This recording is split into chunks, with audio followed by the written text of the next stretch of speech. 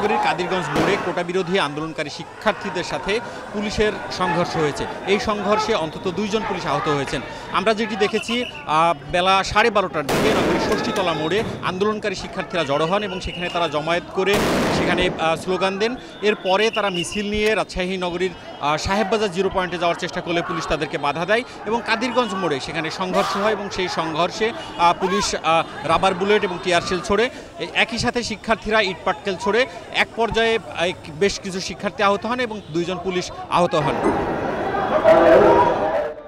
এর আগে আমরা যেটি দেখেছি সকাল 10টার দিকে রাজশাহী নগরীর সাহেববাজার 0 পয়েন্টে মুক্তিযোদ্ধারা তাদের প্রতি অবমাননা এবং তাদের অবজ্ঞা করা হয়েছে এই অভিযোগ তুলে তার প্রতিবাদে মানববন্ধন করছিলেন।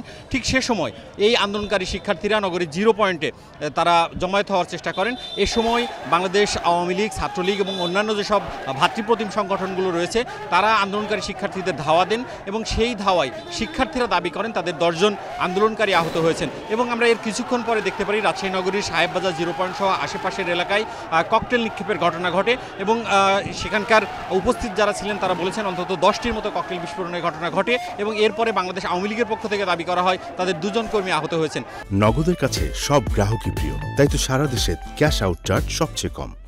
এবং একই ঘটনায় আমরা দেখেছি যে দুপুরবেলায় রাজশাহী বিশ্ববিদ্যালয়ের প্যারিস রোডে সেখানে নিপীড়ন বিরোধী যে শিক্ষকরা রয়েছেন তারা আন্দোলন শুরু করেন এবং সেই আন্দোলনে আন্দোলনকারী শিক্ষার্থীরা সমর্থন দেন।